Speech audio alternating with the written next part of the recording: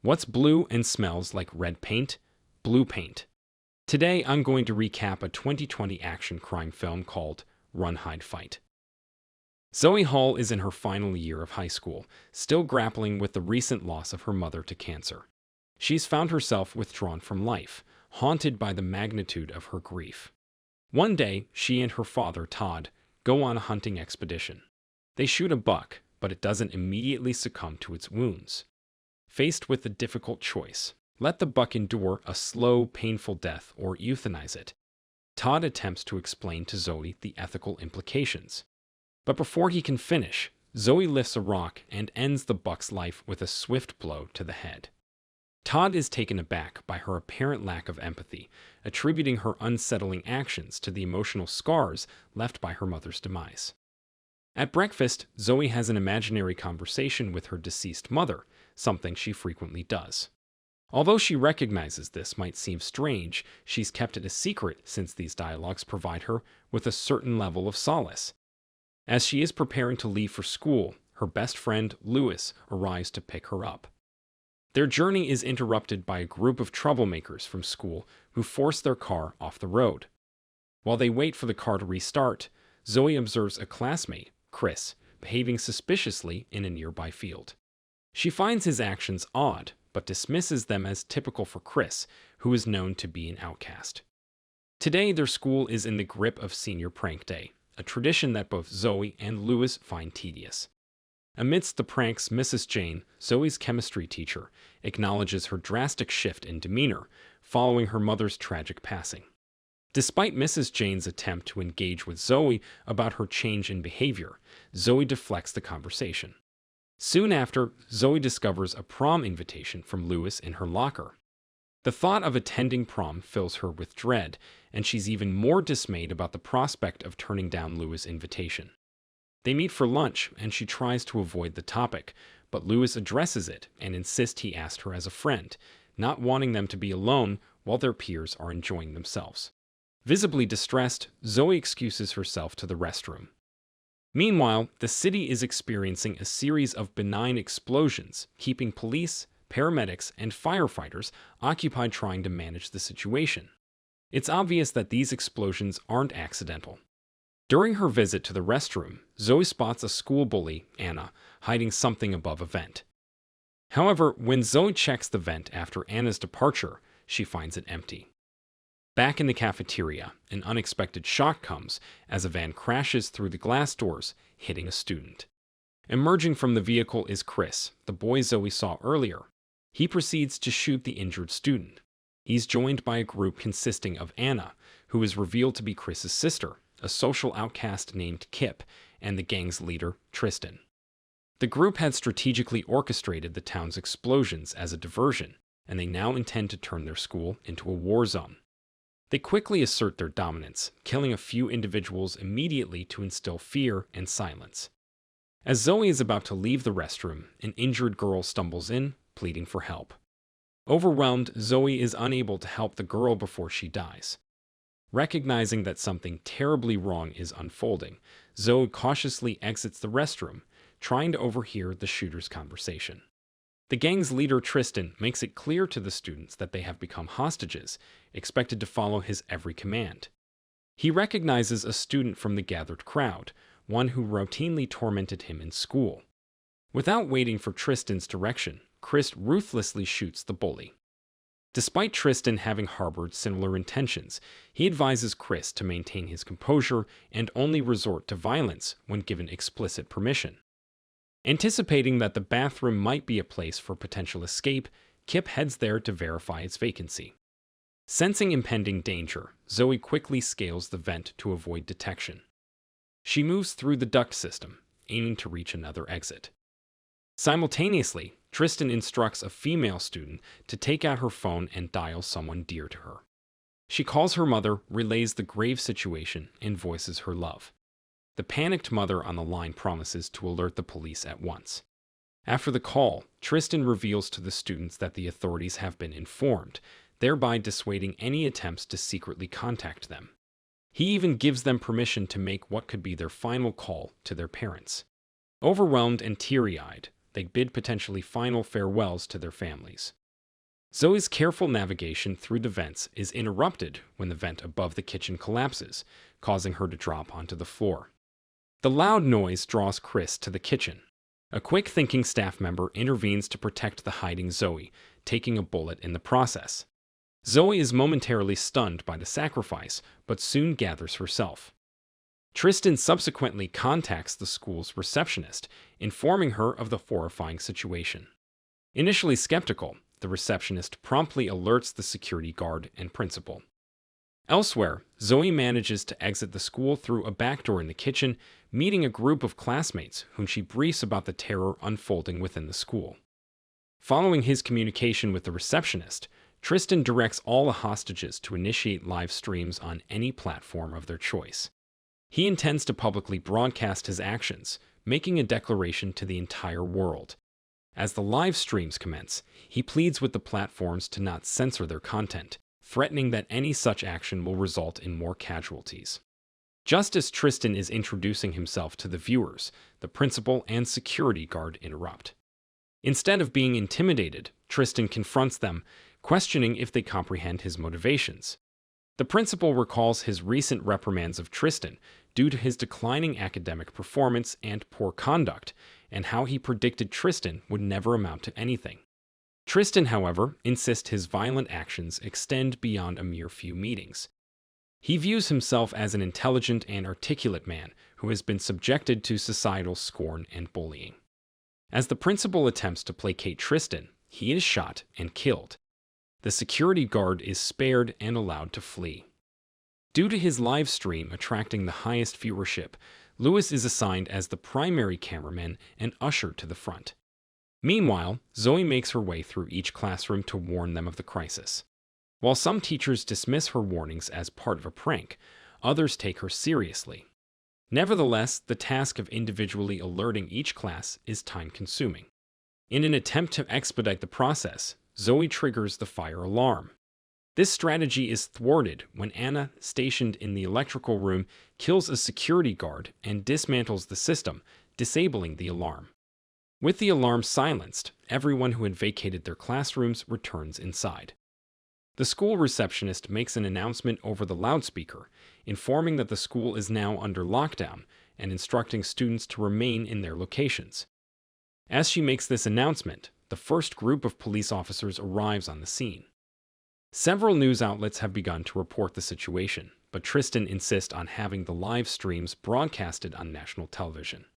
Upon reaching the receptionist's desk, Zoe is spared from a sudden explosion caused by a bag of explosives, which tragically takes the lives of those in the vicinity. The perpetrators had strategized this attack to prevent the dissemination of information to the students, although the explosion was slightly delayed. In the aftermath, Zoe experiences a hallucination of her deceased mother, who comments on the absurdity of the situation. Suddenly, Zoe spots Anna and feigns death to avoid detection. Once Anna leaves, Zoe resumes her mission of alerting students by knocking on a classroom door. Anna hears the noise and investigates, causing Zoe to attempt escape, but she ends up with a gunshot wound in her leg. Their chase leads them into a teacher's room filled with prank balloons. Zoe conceals herself within the room and seizes a moment of vulnerability to attack Anna. After a struggle, Zoe successfully shoots Anna. In the meantime, the police dig into Tristan's familial history and locate his home. Upon arrival, they find his mother lifelessly sprawled on the sofa, having been dead for several days. It becomes clear that Tristan is responsible for her death.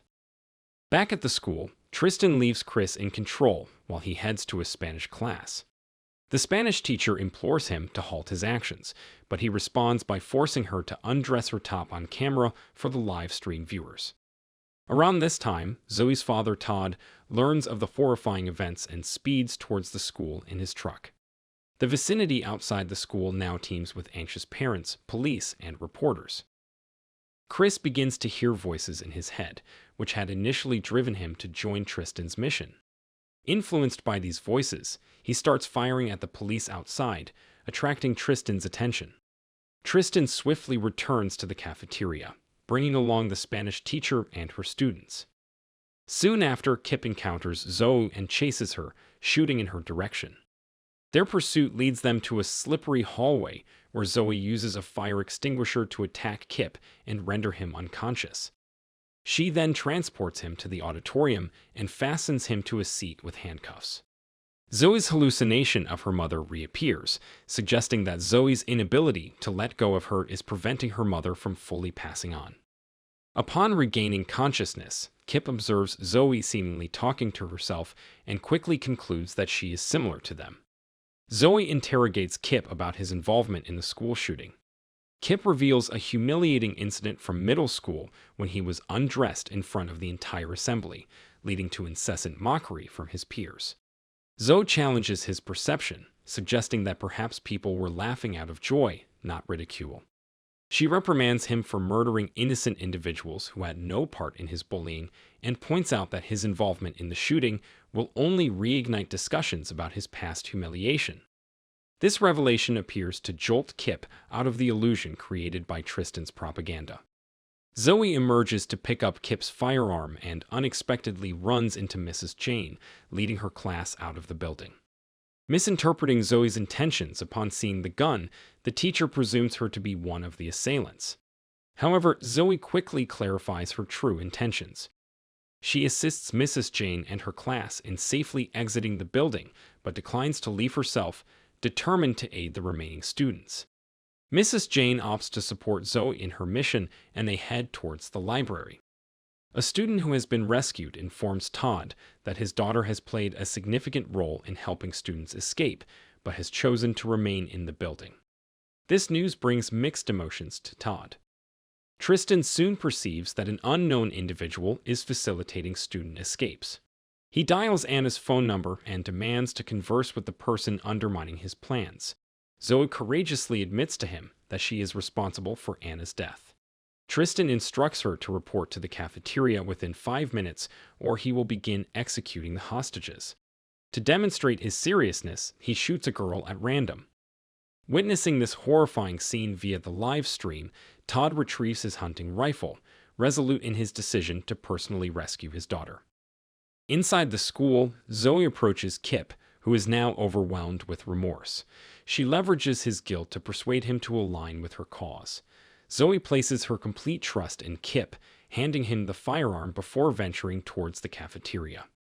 Tristan is taken aback upon realizing that Zoe is the one disrupting his plans, recalling her as a familiar face from the school hallways. Zoe fearlessly confronts Tristan, challenging him. Kip unexpectedly appears to provide Zoe with backup. Tristan finds amusement in this, considering Kip to have been an inadequate participant in his plot from the beginning. A violent shootout follows, resulting in Kip's death at Chris's hands. Amid the chaos, Zoe and Lewis seize the opportunity to escape, pursued by Chris. After a distance, Lewis discloses that he has been wounded. Zoe leads him to an office, settling him on a couch, and shares a kiss with him. She makes a promise of attending prom together before exiting the office, intending to lure Chris away from Lewis. Zoe and Chris end up in the chemistry lab, where Zoe induces a minor explosion by turning on the gas. The resulting flames catch Todd's attention from his position in the woods behind the school, where he stealthily entered to save Zoe. Chris eventually corners Zoe and is moments away from killing her when Todd fatally shoots him. The police discover Todd shortly thereafter and take him into custody, but Todd is merely relieved to have protected his daughter. Tristan attempts to contact Chris via phone, but Zoe answers instead. Her hallucination of her mother reappears, spurring her on to fight harder. Zoe sends Tristan a photograph of Chris's lifeless body and provocatively asks for his thoughts. With his accomplices gone, Tristan finds his meticulously laid plans collapsing around him. As a desperate final act, he retreats to a van and sets off an explosive. During their call, Zoe asserts that his efforts were in vain. His intention of making a societal statement has been overshadowed by her acts of bravery. This reality hits Tristan hard, causing him to unravel. He randomly selects a hostage and drags him to the rooftop, leaving the remaining hostages unattended. Zoe returns to the cafeteria and discovers that the explosive device has only 40 seconds remaining before detonation. Zoe directs the hostages to flee before hurriedly moving the van outside the building. Her swift actions ensure that the ensuing detonation does not cause any harm. Upon returning to the school's hallways, a SWAT officer restrains her. During this moment, Zoe's spectral image of her mother finally departs, symbolizing her release from Zoe's consciousness. Subsequently, Zoe encounters the sheriff, who extends a hand in recognition of her courage. He discloses that Tristan perished in the blast, having been consumed by the flames. Following a brief conversation, Zoe reunites with her father, who is detained in a police vehicle. He expresses his immense pride in her actions. Louis, now out of immediate danger, is being prepared for transport to a hospital. However, Zoe spots a suspicious individual exiting the school grounds. She procures her father's rifle and stealthily trails this person. She observes him unearthing a stash of cash from a nearby creek. Drawing her weapon on him, Zoe discerns that it's Tristan, who has seemingly staged his own death in order to escape. She fires at him, hitting him in the chest before moving closer. Similar to the buck at the movie's outset, Tristan is grievously wounded but not yet deceased. However, unlike the buck, Tristan is not deserving of her compassion, and she leaves him to experience a slow and agonizing death. The final scene depicts Zoe returning to the school premises and relaying the events to the sheriff. If you enjoyed this video, don't be shy to hit the like button, and if you disliked it, hit the dislike button twice, just to be sure. It would be best if you watched the whole movie. Thank you very much for watching. Please subscribe for more videos like this.